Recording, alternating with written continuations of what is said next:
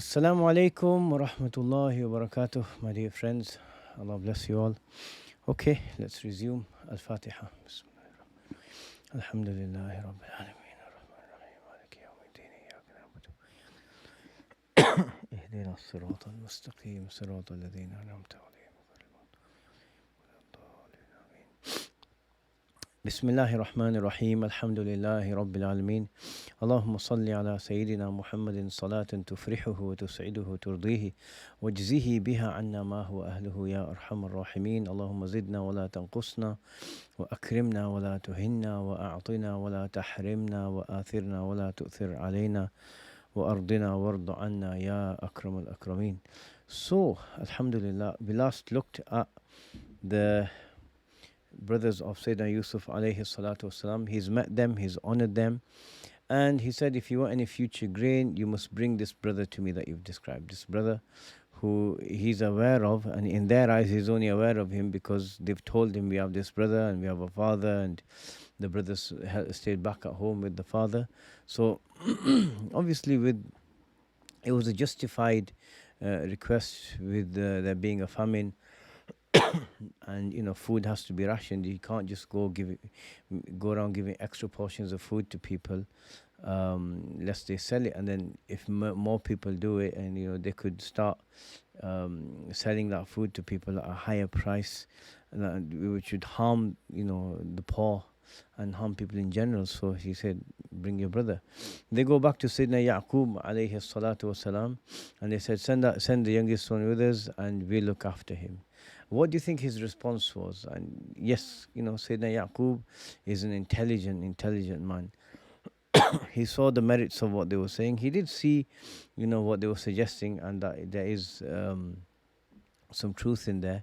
But the emotion that's there in the father, the love, and the feeling of betrayal that he had, and the feeling of the loss of Yusuf alayhi salatu wasalam, despite decades having passed, it's still there. And I can imagine, you can imagine like a parent who's lost a child in a traumatic way. Years later, they will still feel the pain of that. It's very understandable. But in this way, where he knows that something good was going to happen to Sayyidina Yusuf because of the dream. So he trusts that he's alive and he's somewhere. But not knowing brings pain. One of the hardest trials a person can have is to be in a cycle of difficulties where there's no foreseeable end. It's incredibly taxing on a person. And so although he knows something will happen, but when he doesn't, that's where the test is. Even for the great people of Allah subhanahu wa ta'ala, such as the prophets, it can still be a difficult test. So what is his response? قال هل آمنكم عليه إلا كما أمنتم على أخيه من قبل فالله خير حافظا وهو أرحم الراحمين. In another قراءة فالله خير حفظا وهو أرحم الراحمين. He responded, should I trust you with him as I once trusted you with his brother Joseph? But only Allah is the best protector and he is the most merciful of the merciful. So what is he saying? He says, قال هل آمنكم عليه إلا كما أمنتكم على أخيه من قبل. He said, am I to entrust you to him in any way other than the way I entrusted you to his brother just before? So let's look at this min qabl first. With the qabl before has a meaning of something close in time. So despite decades having passed, the wound is still fresh, the pain is still fresh. Sayyidina Yaqub alayhi salatu wasalam still feels pain at the loss of his son Yusuf. And they may have forgotten about it, and as we'll see, the relationship has suffered, and they didn't get, yakhlu lakum wajhu abikum, the face of your father will be unobstructed for you now. He can love you, and you don't have to worry about anyone else taking the limelight. No, that didn't happen. Why? Because they thought, will commit a sin and then through that will become righteous afterwards. No. So they were punished with that. And so Sayyidina Yaqub alayhi salatu wasalam is in a very difficult situation now because human beings remember their past pain and trauma in scenarios that resemble the scenario of the trauma. That's why there is this hadith, I believe, it's a weak hadith where the Prophet sallallahu alaihi wasallam told us of when someone experiences a calamity, if you say inna lillahi wa inna ilayhi raji'un, you get the same. If you recall a calamity, you get the same reward of having said it in that calamity. And many a times, the human brain can relive past trauma through triggers, and if you start recalling the memory, it feels it just as keenly as it felt it in the original moment. So it's a painful situation. So for him saying for him it's still fresh. So he said, shall I trust you? Am I to trust you with him in any way other than I trusted you with his brother just before? They gave him his word. They used the same sentences that could trigger someone. وَإِنَّا لَهُ لَحَافِظُونَ. And they did all of that, causing him intense pain and this huge feeling of betrayal. Remember, it was a betrayal for Sayyidina Yusuf alayhi salatu wasalam that his brothers did this to him. But it's also a betrayal for Sayyidina Yaqub alayhi salatu wasalam. They're his sons and they deprived him of a son. It's really, if you think about the depth of their action, is just so much harm and so much evil in that one deed, and clearly shaitan was behind it, and a'udhu billah. So he's unwilling. So he's saying, قال هل آمنكم عليه, shall I entrust you over him, illa, in any way except, you have seen interpret in any way, except the way I trusted you over his brother just before. How did that turn out? What did you do there? Obviously, they betrayed his trust. So he says, فَاللَّهُ خَيْرٌ حَافِظًا, or حِفْظًا in another qira'ah. No, but he says, but Allah is the best. In what way? In every way. But here, he's focusing on فَاللَّهُ خَيْرٌ حَافِظًا, as a protector. And so he's saying, I don't agree, I don't even consider trusting you. Rather, I put my trust in Allah. Allah's protection is the best. فَاللَّهُ خَيْرٌ حَافِظًا وَهُوَ أَرْحَمُ الرَّاحِمِينَ. And He is the most merciful of any who show mercy. So by this, he's expressing his good opinion of Allah subhanahu wa ta'ala, that Allah subhanahu wa ta'ala will keep him from suffering another loss and more pain and tragedy, really, like he felt at the time when Sayyidina Yusuf was taken away from him. And this is true. Allah is the best, and Allah's mercy surpasses that of anyone else. However, Allah's mercy is present in all things, and even in the difficulties. So we know now that he will be temporarily separated from the youngest son, but that separation may cause some pain, but it's going to lead to his other sons rectifying themselves, fixing their ways, changing, and the entire family being reunited in the best way, where they go and live a life of comfort and ease. So there's mercy in everything. But Sayyidina Yaqub doesn't know how the details are going to pan out, but he's trusting his Lord, to bestow his mercy on him. What a tremendous way to be this is. Someone who has a good opinion of Allah has the world on his side, honestly, everything, because he knows whatever Allah, the believer, whatever Allah does will be the best thing for me. So even if it outwardly seems like it's a calamity, there's much good through that in this life and much good through that in the next life. So we, as Abu Sa'ud says, we can intimate from here, we can understand that he sees the wisdom of what they're saying, but right now there's that pain that's quite dominant, but he does see that the overall interest is in sending them with his youngest son. So then it says, فَلَمَّا فَتَحُوا مَتَاعَهُمْ وَجَدُوا بِضَاعَتَهُمْ رُدَّتْ إِلَيْهِمْ. When they opened up their bags, they discovered that their money had been returned to them. قَالُوا يَا أَبَانَا مَا نَبْغِي. They said, "Oh, our father, what more can we ask for?" There is another position that would indicate we're not rebelling, or we're not doing something wrong here. No, this question is the stronger opinion.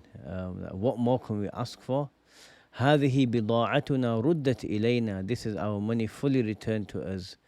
ونمير أهلنا ونحفظ أخانا ونزداد كيل بعير ذلك كيل يسير. We will watch over our now we can buy more food for our family. We will watch over our brother and obtain an extra camel load of grain. That loan can be easily secured. So we're going to amend that slightly. But he says, when they opened up their bags, they discovered their money had been returned to them. So the way Sayyidina Yusuf alayhi salatu wasalam had the grain that they bought placed in their bags, and he told his servants, return their bida'ah. So we're going to say their capital, whatever they're buying the grain with. It will have been, the words indicate that it's not cash, but it's something that they were making the payment with. That's returned to them. It was returned in a very discreet way, and so when they open up everything, they've gone to Yaqub alayhi salatu wasalam. They've told him all the details of what's happened. This person, he was really good. He honored us. We told him there's this many of us. He wants to see, Binyamin next time, and so they told him all this, and then he had that response where he turned to Allah. And now when they're opening up, they're saying, oh look, we've got all of this grain, but look, we're better off because what we took as payment is here as well. He hasn't accepted it. Look, we told you he's generous. We told you he's a man of excellent character. So he hasn't accepted that payment. So we're better off. We can buy even more grain with this. Right? So it is overall better for them. So he says, هذه بضاعتنا ردت إلينا. And this is our ware, our means of payment that's been returned to us. So it's said in the passive, not he has returned to it. It's said in the passive, like it's like they're surprised, they don't know who's done it, but then it's clear, you can easily deduce who's done it or who's had it done. So it further highlights that if it's in the passive, it further highlights his generosity and that he really was a good host. Ruddat ilayna. And so it just points to the virtue of Sayyidina Yusuf. And then they said, قالوا يا أبانا ما نبغي. فلما فتحوا متاعهم وجدوا بضاعتهم ردت إليهم. I explained the latter part first. So they found that their ware had been returned to them. What do they say? What's their response? قالوا يا أبانا ما نبغي. Oh, our dear father, what more can we seek? What more can we ask for? This has worked out in our favor. Every aspect of it is in our favor. What more could we want? We got the grain, we were honored, and we got our means of payment returned back to us. We save on this, we can spend it, we can save it for next time. Everything's gone right. What more can we ask for? هذه بضاعتنا. Look this, and they're pointing to it right in front of him. That look this, these are our wares, and they've been returned to us. So that's the first thing. If you look at it here, Ibn Ashur says that this sequence has been put together beautifully. So these are our wares, they've been returned to us. So it indicates that they haven't lost out. They've only gained just with this trip. And what they were prepared to give and pay, even that they still retain. وَنَمِيرُ أَهْلَنَا. And we shall provide food for our family. And then he's saying, أَهْلَنَا, our family, our wares. So it's benefiting all of us, it's for all of us, and it's our family. I mean, there's 12 individual nuclear families, you could say, and then Yaqub alayhi salatu wasalam and his wife. But it's talking about the whole group, and we're going to be able to benefit all of them. Namir is where you basically import food. You go out of your country to buy food and bring it back in. وَنَمِيرُ أهلنا, and we're going to be able to bring him food to, for our family. So, there's a benefit that's going to reach everyone.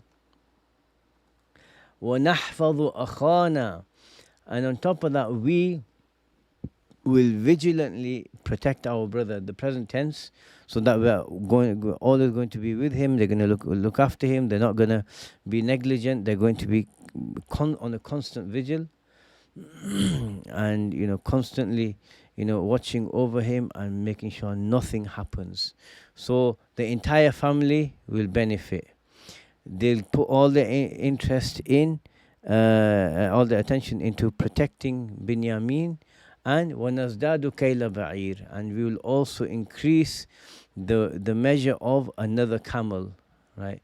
So because they'll have another person going and coming back with them in their mind. So because he's going to be going and coming back, he's going to take a camel, you can load more there. So overall, it's better for everyone. And then they give another reason why this will work.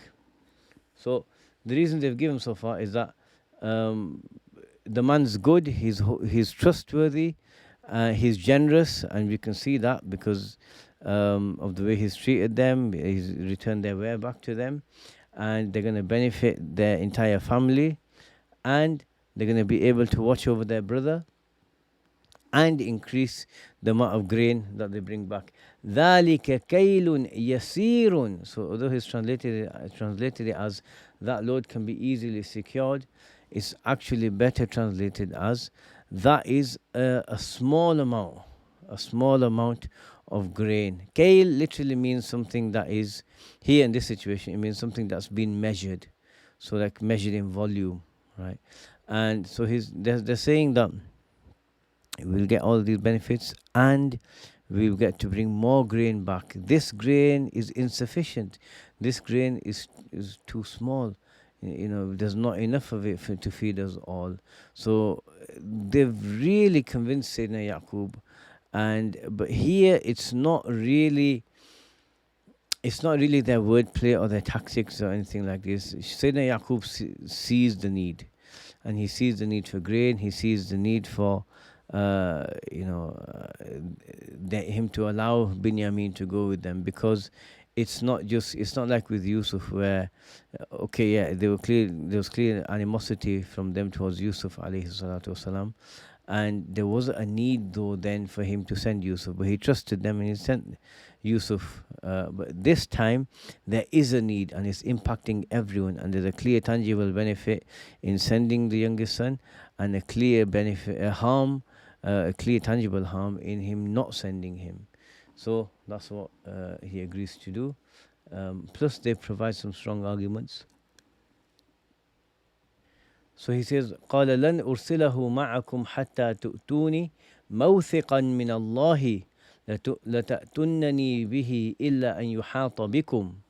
Jacob insisted, I will not send him with you until you give me a solemn oath by Allah that you will certainly bring him back to me unless you are totally overpowered.